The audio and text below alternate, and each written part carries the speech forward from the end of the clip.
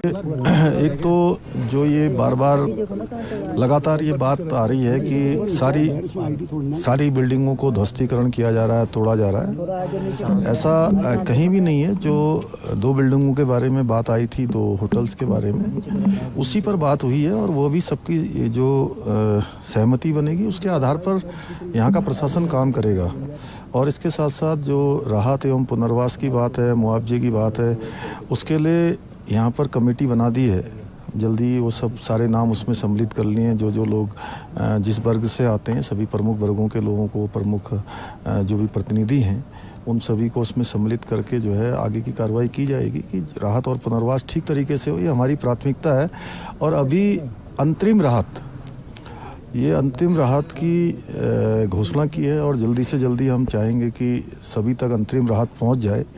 ये अंतिम राहत नहीं है, ये केवल अभी तात्कालिक रूप से है कि जिससे लोगों को फौरी रूप से मदद मिल पाए, तो उस पर हम लोग काम कर रहे हैं। सर आप अचानक सारे कार्यक्रम रद्द करके जोशीमठ पहुंचे हैं, क्या शेड्यूल रहने वाला है? रात को क्या कोई मीटिंग वगैरह? नहीं, मैं आज प्रातःकाल से ही सोच रहा था। आज चूँकि मेरे अन्य जगह पर भी कार्यक्रम लगे हुए थे, तो ये समय चूँकि मुझे लगा कि सबसे ज़्यादा ज़रूरी है कि यहाँ मैं जोशीमठ के अपने भाई बहनों के साथ में आऊँ, क्योंकि इस संकट की घड़ी में। और कहीं ना कहीं मैं समझता हूँ कि मैं यहाँ खड़ा हूँ, पूरी सरकार खड़ी है, पूरे उत्तराखंड के लोग खड़े हैं। माननीय प्रधानमंत्री जी का हमको पूरा आश्वासन है, भरोसा है। उन्होंने पूरी सहायता और लगातार वो इसकी मॉनिटरिंग कर रहे हैं। इसलिए मैं यह भी कहना चाहता हूँ, क्योंकि धीरे धीरे स्थिति यहाँ पर जितना आपदा के कारण से नुकसान हुआ है या जो भी घटित हुआ है वह हो चुका है। और आगे हम भगवान से प्रार्थना करते हैं वो ठीक हो जाए। इसके बाद चूँकि ओली में एक बड़ा विंटर का गेम भी यहाँ पर होने वाला है, अंतर्राष्ट्रीय स्तर का, अगले माह फरवरी में। और कुछ समय बाद हमारी 4 धाम यात्रा भी शुरू होने वाली है।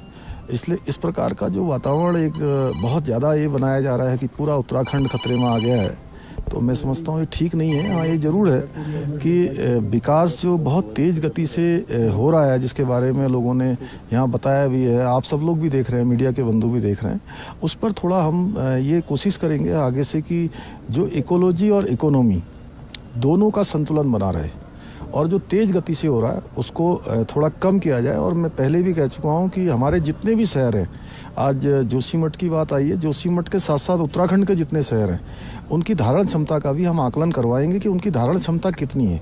अगर उस क्षमता से ज़्यादा अगर कहीं पर निर्माण हो गया है तो उसको हम तत्काल रोकेंगे, उसको धीमा करेंगे। सर, ग्राउंड वाटर थोड़ा कम हुआ है और जो दरारें हैं वो पिछले 2-4 दिनों में बढ़ी भी नहीं है। ये अच्छे साइन मानते हैं आप? क्योंकि विशेषज्ञ कह रहे हैं अगर ऐसी स्थिति रही तो स्थिर हो जाएंगी चीज़ें यहीं पर। जी, निश्चित रूप से देखिए, सभी विशेषज्ञों से भी हम लोग लगातार बात कर रहे हैं, जो लोग भी यहाँ पर आए हैं या जो एजेंसियाँ काम कर रही हैं, उन सभी का कहना है। और लगभग जो वाटर फ्लो है वो पहले से आधे से भी कम हो गया है, तो ये शुभ संकेत है। और भगवान बद्री विशाल की कृपा से, भगवान नरसिंह जी की कृपा से हमारा ये शहर जोशीमठ शहर पुनः अपनी पहले जैसी स्थिति में आएगा। मैं भगवान से प्रार्थना करता हूँ और हम लोग सारे प्रयास करें। गुस्सा है, उसको शांत किस तरह से उसको? नहीं, लोगों में गुस्सा होगा, लेकिन हम लोग भी उनके साथ हैं, हर प्रकार से उनके साथ खड़े हैं। और इसमें कहीं कोई किसी को किसी प्रकार का संदेह या शंका नहीं होना चाहिए कि सरकार उनके साथ नहीं खड़ी है। पूरी सरकार उनके साथ खड़ी है। माननीय प्रधानमंत्री जी का भी संपूर्ण रूप से हमको पूरा आश्वासन है। हम उसका सबका आकलन कर रहे हैं। उनकी जो भी अपेक्षाएं हैं, उन अपेक्षाओं के अनुरूप हम सबके पुनर्वास के लिए, सबके आगे के सेटलमेंट के लिए काम करेंगे। सर, राष्ट्रीय अध्यक्ष जी का भी फोन आया था, अपडेट लिए उन्होंने? हाँ, माननीय राष्ट्रीय अध्यक्ष जी भी चिंतित हैं, माननीय गृह मंत्री जी भी चिंतित हैं और माननीय प्रधानमंत्री जी स्वयं और उनका कार्यालय लगातार इस बात की चिंता कर रहा है और लगातार अपडेट ले रहे हैं। आज रात्रि विश्राम यही होगा? हाँ, आज रात्रि विश्राम